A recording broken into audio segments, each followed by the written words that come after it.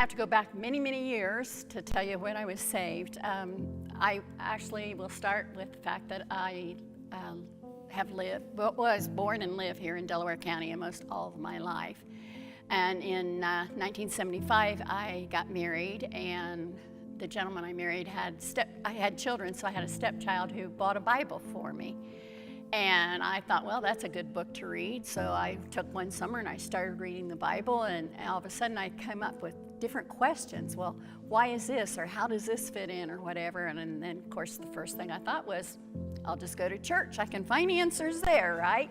So I went to church, and I just know, as I look back, that it was all being led by God, that He led me to a church, and because within a couple of weeks I was at the altar on my knees. Awesome. And saved. It was such a great experience. Fantastic. Then to come to know the Lord.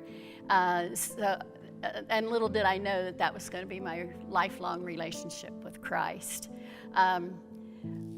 That was in 1977 that I was saved, and shortly after that I started attending church at the Camac Methodist Church because we moved down that direction. It seemed like it was a really nice church, but I just didn't feel like I was quite being fed the way I really wanted to be fed. So I called a friend of mine, and he said, well, why don't you come to church with me? And that led me to the Yorktown Nazarene Church, which was an awesome time there. I started working with the children in the children's department, and God started telling me, Karen, become a teacher. And I'm thinking, I'm almost 30 years old. It's kind of late to go to college, but you know, it wasn't too late, because with God's help, He took me to college, and I graduated from Ball State. I started doing some subbing, and it wasn't long before there was a job out at Southside Nazarene Church that opened up at the Southside Nazarene school out there, and I started teaching there, and I taught until they closed out there.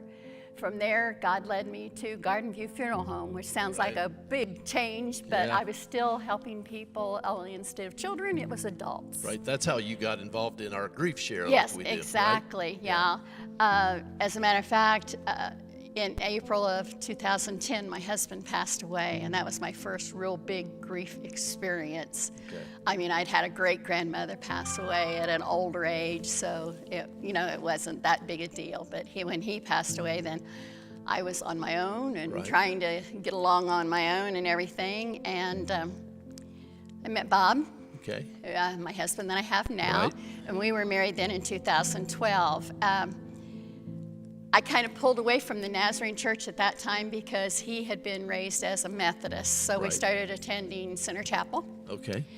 And one day after service, I said something to him. I said, I just don't feel like this is where I belong, but I'll continue to go. And he said, no. He said, I don't really feel that way either. And it was really it was a God thing, because we looked at several different churches and decided to start going to the churches. And we ended up here at First Church. Very first week, we both walked out of here. We were both so happy that we had come here. It's like God was saying, you don't need to go to all these different churches. I'll put you where you need to be. That's awesome. That's awesome. And we're glad you came, and we're glad you're here. Oh, I love it. It's been fantastic.